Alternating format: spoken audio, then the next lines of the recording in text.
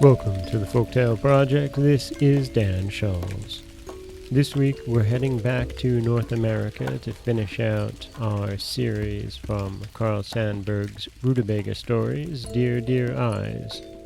And this story is the last in that section, and it is the penultimate section to Rootabaga Stories. The next time we come back to North America, we'll be finishing up. But this story comes first, and it's a fun tale. And these stories in this section have really been about the stories that the parents of the children in Rootabaga Stories, in the Village of Liver and Onions, for example, tell to their children. And this is the last of one of those. This is Never Kick a Slipper at the Moon. When a girl is growing up in the Rootabaga Country, she learns some things to do, some things not to do.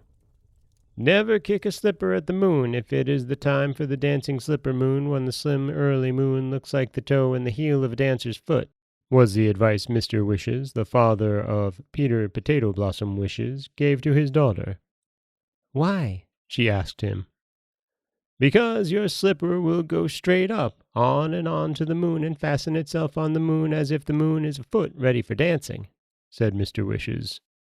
"A long time ago, there was one night when a secret word was passed around to all the shoes standing in the bedrooms and closets.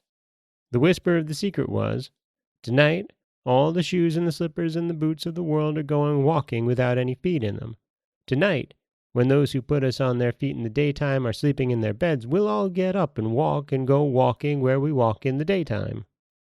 And, in the middle of the night, when the people in the beds were sleeping, the shoes and the slippers and the boots everywhere walked out of the bedrooms and the closets. Along the sidewalks, on the streets, up and down stairways, along hallways, the shoes and the slippers and the boots tramped and marched and stumbled.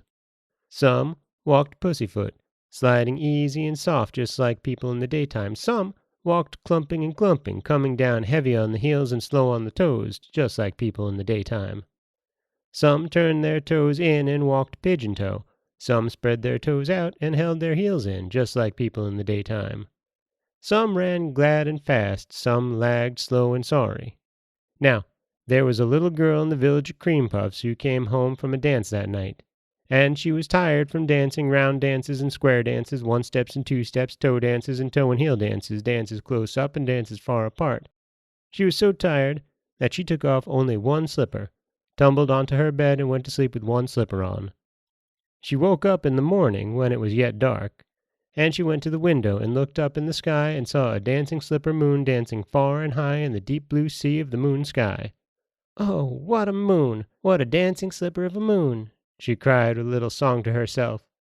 She opened the window, saying again, "Oh, what a moon!" and kicked her foot with the slipper on it straight toward the moon. The slipper flew off and flew up and went on and on and on and up into the moonshine. It never came back, that slipper. It was never seen again.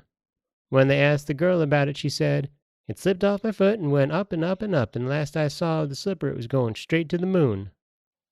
And these are the explanations why fathers and mothers in the Rootabaga Country say to their girls growing up, "Never kick a slipper at the moon if it is the time of the dancing slipper moon, when the ends of the moon like the toe and the heel of a dancer's foot." And that is Never Kick a Slipper at the Moon, the last in the series of Dear, Dear Eyes in Carl Sandburg's Rootabaga Stories, where we get a story that fathers and mothers tell their children before bedtime. This is Dan Scholes for the Folktale Project. Don't forget that you can subscribe to the podcast on Apple Podcasts, Stitcher, Google Play, Overcast, anywhere you like to get your podcasts. You can follow us on Twitter at Folktale Project. You can find us on Auto Radio, TuneIn Radio, iHeartRadio, Spotify, anywhere you like to listen. If you'd like to help support the podcast, you can head over to patreon.com/folktaleproject.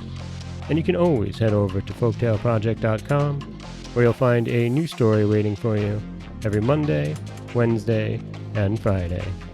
As always, thank you so much for listening.